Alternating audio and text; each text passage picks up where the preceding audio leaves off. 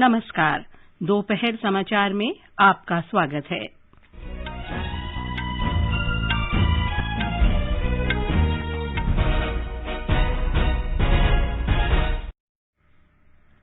राष्ट्रपति रामनाथ कोविंद ने आज संविधान दिवस समारोह का नेतृत्व किया।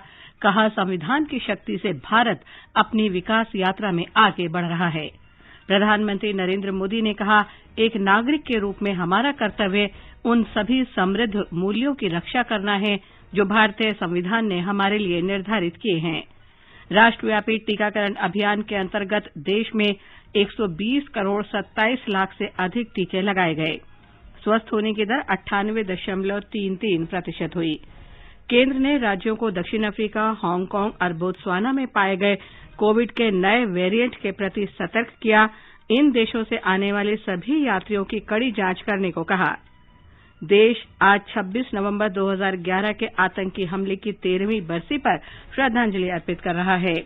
प्रधानमंत्री नरेंद्र मोदी रविवार को आकाशवाणी से मन की बात कार्यक्रम में देश विदेश के लोगों के साथ अपने विचार साझा करेंगे। आज राष्ट्रीय दुग्ध दिवस है और खेलों में PV Sindhu Indonesia open badminton championship के महिला सिंगल्स के सेमीफाइनल में पहुंची। भारत और न्यूजीलैंड के बीच कानपुर में पहला क्रिकेट टेस्ट मैच जारी।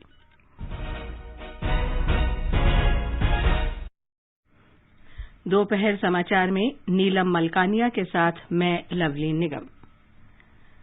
देश ने कोविड टीकाकरण अभियान के अंतर्गत 100 करोड़ से अधिक टीके लगाने का लक्ष्य हासिल कर इतिहास रच दिया है। इस महत्वपूर्ण कार्य में योगदान करने वाले चिकित्सकों, नर्सों, अन्य स्वास्थ्य कर्मियों, अग्रिम पंक्ति के कार्यकर्ताओं और टीका लगवा चुके सभी लोगों का आकाशवाणी अभिनंदन करता है। लेकिन हम आपको सतर्क करना चाहते हैं कि कोविड के खिलाफ संघर्ष अभी समाप्त नहीं हुआ है। आप सबसे हमारी अपील है कि यथाशीघ्र दोनों टीके लगवाएं और अन्य लोगों को भी टीके लगवाने के लिए प्रेरित करें। कृपया इन 3 आसान उपायों का पालन अवश्य करें। मास्क लगाएं, 2 गज की सुरक्षित दूरी बनाए रखें, हाथ और चेहरा साफ रखें। कोविड संबंधित किसी भी जानकारी और मार्गदर्शन के लिए राष्ट्रीय हेल्पलाइन नंबर 011-2397-8046 और 1075 पर संपर्क करें। और अब समाचार विस्तार से। संविधान सभा से भारतीय संविधान की स्वीकृति के उपलक्ष्य में आज समूचे देश में संविधान दिवस मनाया जा रहा है। वर्ष 1949 में आज ही के दिन संविधान सभा ने संविधान के प्रारूप को औपचारिक रूप से मान्यता दी थी। इसके बाद 26 जनवरी 1950 से देश का संविधान लागू कर दिया गया था। राष्ट्रपति रामनाथ कोविंद ने आज संसद भवन के केंद्रीय कक्ष में संविधान दिवस समारोह की अध्यक्षता की। उपराष्ट्रपति एम वेंकैया नायडू, प्रधानमंत्री नरेंद्र मोदी, लोकसभा अध्यक्ष ओम बिड़ला, मंत्री, सांसद और अन्य गणमान्य व्यक्ति इस अवसर पर संसद भवन में उपस्थित थे। राष्ट्रपति रामनाथ कोविंद ने कहा है कि संविधान सभी भारतीयों को आपस में जोड़ता है। उन्होंने आज भारत के संविधान की प्रस्तावना को पढ़ने में देश का नेतृत्व किया। हम भारत के लोग भारत को एक संपूर्ण प्रभुत्व संपन्न, समाजवादी, पंथ निरपेक्ष, लोकतंत्रात्मक गणराज्य बनाने के लिए तथा उसके समस्त नागरिकों को सामाजिक, आर्थिक और राजनैतिक न्याय, विचार, अभिव्यक्ति, विश्वास, धर्म और उपासना की स्वतंत्रता, प्रतिष्ठा और अवसर की समता प्राप्त कराने के लिए तथा उन सब में व्यक्ति की गरिमा और राष्ट्र की एकता और अखंडता सुनिश्चित करने वाली बंधुता बढ़ाने के लिए दृढ़ संकल्प होकर अपनी इस संविधान सभा में आज तारीख 26 नवंबर 1949 ईस्वी को एतद द्वारा इस संविधान को अंगीकृत, अधिनियमित और आत्मार्पित करते हैं। राष्ट्रपति संसद के केंद्रीय कक्ष में संविधान दिवस के अवसर पर संबोधित कर रहे थे। श्री कोविंद ने कहा कि संविधान की शक्ति से भारत अपनी विकास यात्रा में आगे बढ़ रहा है। उन्होंने कहा कि देश में महिलाओं को न केवल शुरू से ही मतदान देने का अधिकार दिया गया, बल्कि कई महिलाएं भी संविधान सभा की सदस्य थीं। इंग्लैंड और अमेरिका जैसे देशों में महिलाओं को लंबे संघर्ष के बाद मताधिकार प्राप्त हो सका था, परंतु हमारे देश में न केवल महिलाओं को आरंभ से ही मताधिकार प्रदान किया गया, बल्कि कई महिलाएं संविधान सभा की सदस्य भी थीं और उन्होंने संविधान के निर्माण में अपना अभूतपूर्व योगदान दिया था। हम भारत के लोग ये गर्व से कह सकते हैं कि हमारे संविधान के निर्माण में फाउंडिंग फादर्स के साथ साथ फाउंडिंग मदर्स ने भी अपना योगदान दिया है। उपराष्ट्रपति एम वेंकैया नायडू ने अपने संबोधन में कहा कि प्रस्तावना संविधान के उस दर्शन का सार प्रस्तुत करती है जिसमें लोगों ने भारत को एक लोकतांत्रिक गणराज्य के रूप में प्रमुखता दी है। उन्होंने कहा कि हमारा दृढ़ विश्वास है कि जनता हमारे विकास के केंद्र में रही है। Our constitution, in essence, is a statement of values, ideas, ideals, seeking to ensure justice, liberty, and equality for all in the true spirit of fraternity, and is a guide to peaceful democratic transformation, enabling the people to fulfill their aspirations. As we are all aware, it was the people of India who gave themselves this constitution through their elected representatives in the Constituent Assembly. The preamble summarizes the philosophy of the constitution, in which the people preferred our country to be a democratic republic, thereby indicating the instrumentalities by which the intended socio-economic transformation was to be achieved. प्रधानमंत्री नरेंद्र मोदी ने कहा है कि अनेक बाधाओं का सामना करने के बाद संविधान का मसौदा तैयार हुआ और देश की रियासतों को एकजुट किया गया। श्री मोदी संसद के केंद्रीय कक्ष में संविधान दिवस के अवसर पर संबोधित कर रहे थे। उन्होंने कहा कि संविधान दिवस इस सदन को प्रणाम करने का दिन है। आज का दिवस इस सदन को प्रणाम करने का है, क्योंकि इसी पवित्र जगह पर महीनों तक भारत के विद्वज्जनों ने, एक्टिविस्टों ने देश के उज्जवल भविष्य के लिए व्यवस्थाओं को निर्धारित करने के लिए मंथन किया था और उसमें से संविधान रूपी अमृत हमें प्राप्त हुआ है, जिसने आजादी के इतने लंबे कालखंड के बाद हमें यहां पहुंचाया है। आज पूज्य बापू को भी नमन करना है। आजादी की जंग में जिन जिन लोगों ने अपना बलिदान दिया, अपना जीवन खपाया, उन सबको भी नमन करने का यह अवसर है। श्री मोदी ने कहा कि देश राष्ट्रपिता महात्मा गांधी और भारत के स्वाधीनता संग्राम में भाग लेने वाले सभी लोगों को श्रद्धांजलि अर्पित करता है। मुख्य रूप से आज का दिन भारतीय संविधान के प्रमुख वास्तुकारों डॉक्टर राजेंद्र प्रसाद और डॉक्टर भीमराव आम्बेडकर को श्रद्धांजलि देने का दिन है। प्रधानमंत्री ने वंशवादी दलों पर निशाना साधते हुए कहा कि अगर कोई पार्टी एक ही परिवार द्वारा पीढ़ियों तक चलाई जाती है तो ये स्वस्थ लोकतंत्र के लिए ठीक नहीं है। भारत एक संवैधानिक लोकतांत्रिक परंपरा है। राजनीतिक दलों का अपना एक अहम महत्व है और राजनीतिक दल भी हमारी संविधान की भावनाओं को जन जन तक पहुंचाने का एक प्रमुख माध्यम है। लेकिन संविधान की भावना को भी चोट पहुंची है जब राजनीतिक दल अपने आप में अपना लोकतांत्रिक कैरेक्टर खो देते हैं। जो दल स्वयं लोकतांत्रिक कैरेक्टर खो चुके हो, वो लोकतंत्र की रक्षा कैसे कर सकते हैं? आज देश में कश्मीर से कन्याकुमारी, हिंदुस्तान के हर कोने में जाइए, भारत एक ऐसे संकट की तरफ बढ़ रहा है जो संविधान को समर्पित लोगों के लिए चिंता का विषय है, लोकतंत्र के प्रति आस्था रखने वालों के लिए चिंता का विषय है, और वो है पारिवारिक पार्टियां। श्री मोदी ने कहा है कि एक नागरिक के रूप में हमारा कर्तव्य उन सभी समृद्ध मूल्यों की रक्षा करना है जो भारतीय संविधान ने हमारे लिए निर्धारित किए हैं। इस अवसर पर लोकसभा अध्यक्ष ओम बिड़ला ने कहा कि भारत का संविधान गीता के एक आधुनिक संस्करण की तरह है जो राष्ट्र के हित में कार्य करने के लिए प्रेरित करता है। हम देश हित में, राष्ट्र हित में सामूहिकता से काम करें, देश के समक्ष प्रमुख मुद्दों को सर्वसम्मति से समाधान करने के लिए अच्छी परंपराओं और परिपाटियों को और सशक्त करें, मजबूत करें। आजादी का अमृत महोत्सव मनाते हुए इस अमृत काल में संविधान दिवस के दिन हम अपने कर्तव्यों और दायित्वों के निर्वहन का संकल्प लें और लोकतांत्रिक संस्थाओं के माध्यम से नए राष्ट्र के निर्माण में योगदान दें। प्रधानमंत्री ने अपने ट्विटर हैंडल पर 4 नवंबर 1948 को संविधान सभा में डॉक्टर बीआर आम्बेडकर के भाषण का एक अंश भी साझा किया है, जिसमें उन्होंने संविधान समिति से तय संविधान प्रारूप की स्वीकृति का प्रस्ताव किया था। So far, As the ultimate goal is concerned, I think none of us need have any apprehension. None of us need have any doubt. But my fear, which I must express clearly, is this. Our difficulty, as I said, is not about the ultimate future. Our difficulty is how to make the heterogeneous mass that we have today take a decision in common and march in a cooperative way on that road which is bound to lead us to unity. Our difficulty is not with regard to the ultimate. Our difficulty is with regard to the beginning. Mr. Chairman, therefore, I should have thought that in order to make a start, in order to induce every party, every section in this country, it would be the act of greatest statesmanship for the majority party, even to make a concession to the prejudices of people who are not prepared to march together. And it is for that I propose to make this appeal. Let us leave aside slogans. Let us leave aside words which frighten people. Let us even make concession to the prejudices of our opponents. Bring them in so that they may willingly join with us on marching upon that road, which, as I said, if we walk long enough, must necessarily lead us to unity. Lok Sabha के पूर्व महासचिव PDT आचार्य ने बताया कि हमारे प्रजातंत्र को सशक्त बनाने में संविधान की बहुत बड़ी भूमिका रही है।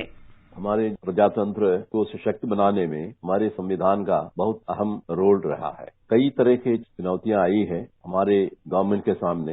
हमारे संविधान मार्गदर्शक रहा है और जब भी कोई भी समस्या खड़ी होती है हम संविधान की तरफ देखते हैं कि संविधान क्या कहता है। हर एक सिचुएशन में हमें समस्याओं का समाधान इस संविधान से मिलता है। तो इसलिए इस संविधान के द्वारा हमारे देश में जो प्रजातंत्र है उसकी पुष्टि हुई है। जब जब जरूरत पड़ी है हमने संविधान में संशोधन भी किया है। संविधान में संशोधन करना बहुत मुश्किल नहीं है क्योंकि संविधान के अंदर ही ऐसा प्रावधान रखा गया है जिसके अंदर संविधान को संशोधित कर सकते हैं। पार्लियामेंट के 2 सदन में जो खास मेजोरिटी बहुमत के आधार पर संविधान में संशोधन किया जा सकता है।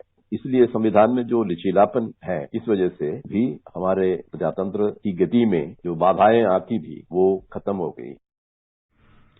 संविधान दिवस के अवसर पर आज प्रसार भारती के कर्मचारियों ने संविधान की प्रस्तावना पढ़ी। आकाशवाणी और दूरदर्शन के कर्मचारियों ने भी अपने अपने परिसरों में संविधान की प्रस्तावना का पाठ किया। ये समाचार हमारी वेबसाइट newsonair.com/hindi और हमारे mobile app news on AIR पर भी उपलब्ध हैं। चलो मिलकर एक शुरुआत करें, चलो एक फैसला आज करें, मास्क नहीं तो टोकेंगे, कोरोना को रोकेंगे, चलो एक इरादा करते हैं, चलो कुछ वादा करते हैं, मास्क नहीं तो टोकेंगे, कोरोना को रोकेंगे। दोपहर समाचार में आपका फिर स्वागत है। राष्ट्रव्यापी टीकाकरण अभियान के अंतर्गत अब तक 120 करोड़ 27 लाख से अधिक कोविड रोधी टीके लगाए जा चुके हैं। स्वास्थ्य मंत्रालय ने बताया है कि पिछले 24 घंटों में 83 लाख 88 हजार से अधिक लोगों का टीकाकरण किया गया। इस दौरान 10,559 नए मामलों की पुष्टि हुई जबकि 9,868 मरीज ठीक हुए। स्वस्थ होने की दर 98.33% है। केंद्र ने राज्यों और केंद्र शासित प्रदेशों को दक्षिण अफ्रीका और 2 अन्य देशों में मिले कोविड के नए वेरिएंट के प्रति आगाह किया है। बोत्सवाना, दक्षिण अफ्रीका और हांगकांग में कोविड के नए वेरिएंट का पता चला है। विशेषज्ञों के अनुसार ये कोरोना वायरस का परिवर्तित रूप है। केंद्रीय स्वास्थ्य सचिव राजेश भूषण ने सभी राज्यों और केंद्र शासित प्रदेशों को लिखे पत्र में इन देशों से आने वाले सभी यात्रियों की कड़ी जांच सुनिश्चित करने को कहा है। नीति आयोग के सदस्य वीके पॉल ने कहा कि हमें कोविड के नए वेरिएंट के प्रति सतर्क रहने की जरूरत है।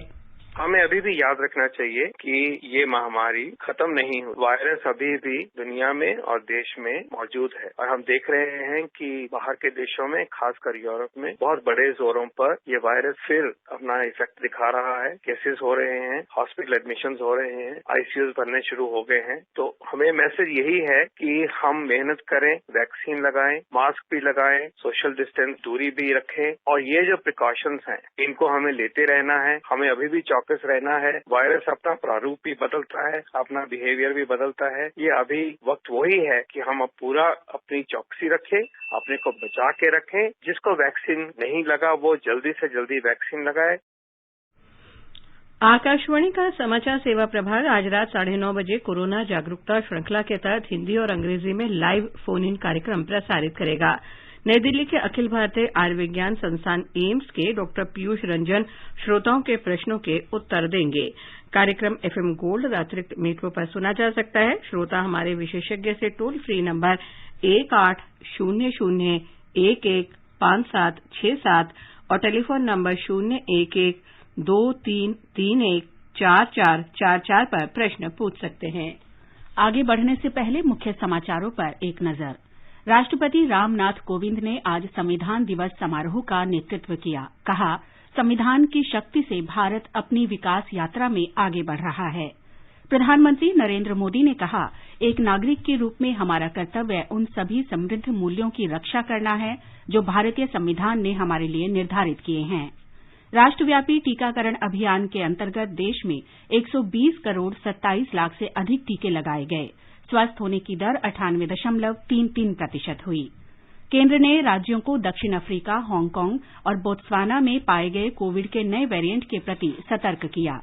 इन देशों से आने वाले सभी यात्रियों की कड़ी जांच करने को कहा। देश आज 26/11 आतंकी हमले की 13वीं बरसी पर श्रद्धांजलि अर्पित कर रहा है। प्रधानमंत्री नरेंद्र मोदी रविवार को आकाशवाणी से मन की बात कार्यक्रम में देश विदेश के लोगों के साथ अपने विचार साझा करेंगे। आज राष्ट्रीय दुग्ध दिवस है और खेलों में PV Sindhu Indonesia open badminton championship के महिला सिंगल्स सेमीफाइनल में पहुंची और भारत और न्यूजीलैंड के बीच कानपुर में पहला क्रिकेट टेस्ट मैच जारी। आजादी का अमृत महोत्सव के हिस्से के रूप में आकाशवाणी समाचार आजादी के तराने शीर्षक से एक कार्यक्रम प्रसारित करता है। ये कार्यक्रम उन देशभक्ति गीतों पर आधारित है जिन्होंने स्वतंत्रता आंदोलन में लोगों में जोश भर दिया था।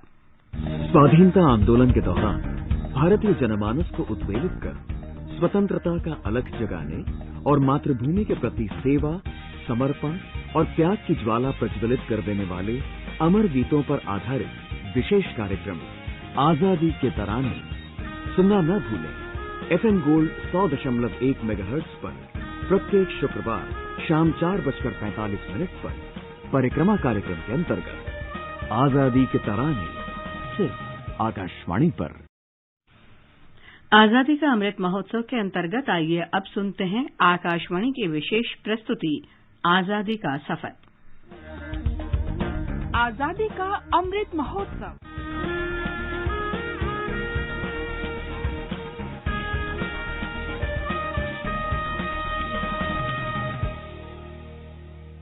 आजादी का सफर आकाशवाणी के साथ। एक राष्ट्र का जन्म, भारत का गौरवशाली स्वतंत्रता संग्राम आधुनिक विश्व के अब तक के सबसे बड़े संघर्षों में से एक है। आकाशवाणी समाचार आपके लिए प्रतिदिन इस संग्राम की एक झलक लेकर आता है। We, the people of India.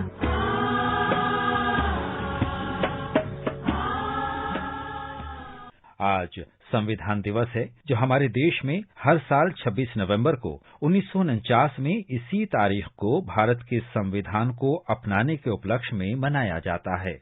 26 नवंबर 1949 को भारत की संविधान सभा ने भारत के संविधान को स्वीकार किया, जो 26 जनवरी 1950 से लागू हुआ। 19 नवंबर 2015 को सामाजिक न्याय और अधिकारिता मंत्रालय ने नागरिकों के बीच संवैधानिक मूल्यों को बढ़ावा देने के लिए हर वर्ष 26 नवंबर को संविधान दिवस के मनाने के लिए भारत सरकार के निर्णय को अधिसूचित किया। स्वतंत्रता को बल देता है, समता न्याय का फल देता है, जिसकी बदौलत भारत देश को मिला यहाँ सम्मान है। भारत का संविधान है। भारत का संविधान 1946 की कैबिनेट मिशन योजना के तहत गठित संविधान सभा द्वारा तैयार किया गया था। संविधान सभा ने 9 दिसंबर 1946 को अपनी पहली बैठक की और सभा के सबसे पुराने सदस्य डॉक्टर सच्चिदानंद सिन्हा को अंतरिम अध्यक्ष चुना गया। पंडित जवाहरलाल नेहरू ने सदस्यों से समर्पण की शपथ लेने का आह्वान किया। At this solemn moment, when the people of India, through suffering and sacrifice, have secured freedom, I, a member of the Constituent Assembly of India, do dedicate myself in all humility to the service of India and her people, to the end that this ancient land attain her rightful place in the world and make her full and willing contribution to the promotion of world peace and the welfare of mankind. संविधान सभा ने 11 दिसंबर 1946 को doctor Rajendra Prasad को अपना स्थायी अध्यक्ष चुना। एक नवजात राष्ट्र में संविधान सभा की भूमिका पर प्रकाश डालते हुए डॉक्टर राजेंद्र प्रसाद ने कहा था, मैं ये भी मानता हूँ कि इस कॉन्स्टिट्यूएंट असेंबली को पूरा अख्तियार, मुकम्मल अख्तियार इस बात का है कि वो अपनी कार्रवाई जिस तरह से चाहे करे, इसके अंदर वो जो कुछ करना चाहे करे और इसमें किसी भी बाहर की ताकत को अख्तियार नहीं है कि इसकी कार्रवाइयों में वो कुछ भी हस्तक्षेप या दस्तंदाजी कर सके। संविधान सभा के सदस्यों ने हमारे महान राष्ट्र की विभिन्न विचारधाराओं और विविध संस्कृतियों का प्रतिनिधित्व किया। संविधान का प्रारूप तैयार करने के लिए 13 समितियों का गठन किया गया। Doctor B.R. आम्बेडकर की अध्यक्षता में प्रारूप समिति को संविधान का प्रारूप तैयार करने का कठिन कार्य सौंपा गया। उन्होंने कहा था, Let us leave aside slogan. Let us leave aside words which frighten people. Let us even make concession to the prejudices of our opponents. Bring them in so that they may willingly join with us on marching upon that road, which, as I said, if we walk long enough, must necessarily lead us to unity. विविध मतों के बावजूद संविधान सभा ने भारत को एक संपूर्ण प्रभुत्व संपन्न समाजवादी, पंथ निरपेक्ष, लोकतंत्रात्मक गणराज्य के रूप में गठित करने का संकल्प लिया।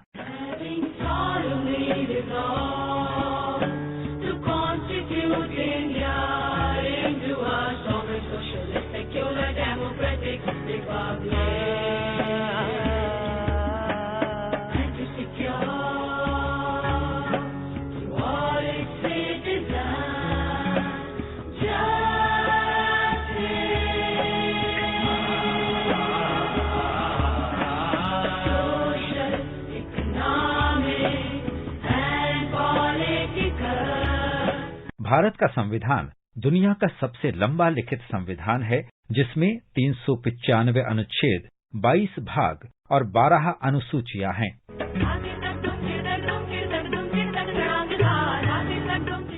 भारत के संविधान में मौलिक अधिकारों, मौलिक कर्तव्यों पर धाराएं नागरिकों के उचित व्यवहार और आचरण की नींव रखती हैं। निर्देशक सिद्धांत ये सुनिश्चित करते हैं कि सरकार लोगों के कल्याण को बढ़ावा देने का प्रयास करेगी और इसके लिए ऐसी सामाजिक व्यवस्था करेगी जिसमें सबके लिए सामाजिक, आर्थिक और राजनीतिक न्याय सुनिश्चित किया जा सकेगा।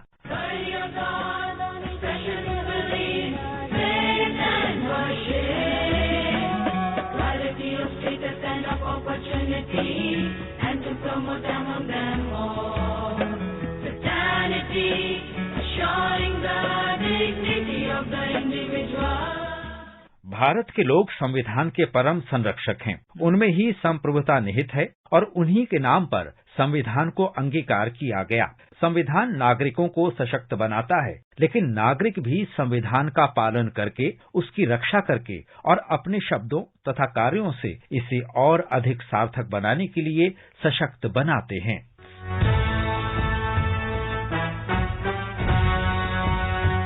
इसके साथ ही आजादी का सफर आकाशवाणी समाचार के संग श्रृंखला की ये कड़ी समाप्त हुई। मिलते हैं कल अगली कड़ी में।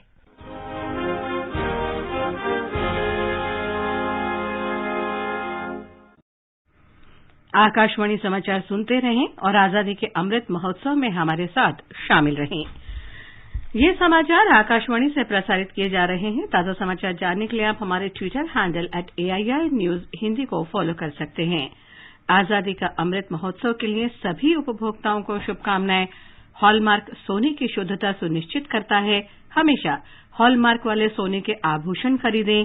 उपभोक्ता संबंधी किसी भी शिकायत के लिए कृपया राष्ट्रीय उपभोक्ता हेल्पलाइन के टोल फ्री नंबर 14404 पर संपर्क करें। उपभोक्ता मामले विभाग, भारत सरकार द्वारा जनहित में जारी। जागो ग्राहक जागो।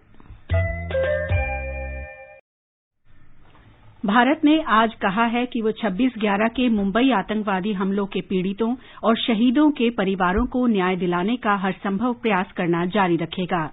विदेश मंत्रालय ने कहा है कि ये बहुत दुखद है कि इन आतंकी हमलों के 13 वर्ष बाद भी दुनिया भर के 15 देशों के पीड़ितों के परिवार अभी भी न्याय पाने के लिए इंतजार कर रहे हैं। विदेश मंत्रालय ने कहा कि पाकिस्तान अपराधियों को न्याय के कटघरे में लाने में बहुत कम गंभीरता दिखा रहा है। मंत्रालय ने एक बार फिर पाकिस्तान सरकार से अपने दोहरे मानकों को छोड़ने और इस भीषण हमले के जिम्मेदार षड्यंत्रकारियों को न्याय के कटघरे में लाने को कहा है। विदेश मंत्रालय ने भारत में पाकिस्तान उच्चायोग के एक वरिष्ठ राजनयिक को आज तलब किया। राष्ट्रपति रामनाथ कोविंद, उपराष्ट्रपति एम वेंकैया नायडू, प्रधानमंत्री नरेंद्र मोदी तथा गृह मंत्री अमित शाह ने मुंबई में 26 नवंबर के आतंकी हमले में मारे गए लोगों और शहीदों को श्रद्धांजलि अर्पित की है। प्रधानमंत्री ने 26/11 मुंबई आतंकी हमले में जान गंवाने वाले लोगों को श्रद्धांजलि दी और कहा कि देश को उनकी बहादुरी पर गर्व है। भारत के संविधान में सूचित देश के सामान्य मानवीय की रक्षा की जिम्मेवारी के तहत अनेक हमारे वीर जवानों ने उन आतंकवादियों से लोहा लेते लेते अपने आप को समर्पित कर दिया, सर्वोच्च बलिदान दिया। मैं आज 26/11 को उन सभी बलिदानियों को भी आदरपूर्वक नमन करता हूं। प्रधानमंत्री नरेंद्र मोदी रविवार को आकाशवाणी से मन की बात कार्यक्रम में देश विदेश के लोगों के साथ अपने विचार साझा करेंगे। मन की बात की 83वीं कड़ी के लिए प्रधानमंत्री ने लोगों से अपने विचार और सुझाव देने को कहा है। श्री मोदी ने माई जीओवी और नमो ऐप पर सुझाव भेजने या अपने संदेश रिकॉर्ड कराने का आग्रह किया है। भारत की श्वेत क्रांति के जनक डॉक्टर वर्गीस कुरियन के जन्मदिन को 26 नवंबर 2014 से राष्ट्रीय दुग्ध दिवस के रूप में मनाया जा रहा है। मिल्कमैन ऑफ इंडिया के नाम से जाने जाने वाले और दुनिया के सबसे बड़े कृषि कार्यक्रम ऑपरेशन फ्लड के जनक डॉक्टर कुरियन का ये जन्म शताब्दी वर्ष भी है। भारत और न्यूजीलैंड के बीच पहला क्रिकेट टेस्ट मैच कानपुर में खेला जा रहा है। खेल के दूसरे दिन ताजा समाचार मिलने तक न्यूजीलैंड ने पहली पारी में बिना कोई विकेट खोए 89 रन बना लिए थे। भारत ने अपनी पहली पारी में सभी विकेट खोकर 345 रन बनाए थे। PV Sindhu Indonesia open badminton tournament के सेमीफाइनल में पहुंच गई हैं। महिला सिंगल्स क्वार्टर फाइनल में सिंधु ने दक्षिण कोरिया के सेम योजिन को 14-21, 21-19, 21-14 से हराया। 2 बार की ओलंपिक पदक विजेता सिंधु का मुकाबला अब दूसरी वरीयता प्राप्त थाईलैंड की रत्चानोक इंतानोन से होगा। गोवा में 52वें अंतर्राष्ट्रीय फिल्म समारोह के 7वें दिन लोगों का उत्साह चरम पर है। इस महोत्सव में 73 देशों की 148 फिल्में दिखाई जा रही हैं। अब एक नजर आज के मौसम पर। राजधानी दिल्ली और कोलकाता में आसमान साफ रहेगा। मुंबई और चेन्नई में आंशिक रूप से बादल छाए रहेंगे। उत्तर भारत में श्रीनगर, जम्मू और मुजफ्फराबाद में मौसम साफ रहेगा। लेह और गिलगित में आंशिक रूप से बादल छाए रहेंगे। अंत में मुख्य समाचार एक बार फिर। राष्ट्रपति रामनाथ कोविंद ने आज संविधान दिवस समारोह का नेतृत्व किया। कहा, संविधान की शक्ति से भारत अपनी विकास यात्रा में आगे बढ़ रहा है। प्रधानमंत्री नरेंद्र मोदी ने कहा, एक नागरिक के रूप में हमारा कर्तव्य उन सभी समृद्ध मूल्यों की रक्षा करना है जो भारतीय संविधान ने हमारे लिए निर्धारित किए हैं। राष्ट्रव्यापी टीकाकरण अभियान के अंतर्गत देश में 120 करोड़ 27 लाख से अधिक टीके लगाए गए। स्वस्थ होने की दर 98.33% हुई। केंद्र ने राज्यों को दक्षिण अफ्रीका, हांगकांग और बोत्सवाना में पाए गए कोविड के नए वेरिएंट के प्रति सतर्क किया। इन देशों से आने वाले सभी यात्रियों की कड़ी जांच करने को कहा। देश आज 26/11 के आतंकी हमले की 13वीं बरसी पर श्रद्धांजलि अर्पित कर रहा है। प्रधानमंत्री नरेंद्र मोदी रविवार को आकाशवाणी से मन की बात कार्यक्रम में देश विदेश के लोगों के साथ अपने विचार साझा करेंगे। आज राष्ट्रीय दुग्ध दिवस है और खेलों में PV Sindhu Indonesia open badminton championship के महिला सिंगल्स सेमीफाइनल में पहुंची। इसके साथ ही दोपहर समाचार का ये अंक समाप्त हुआ। नमस्कार।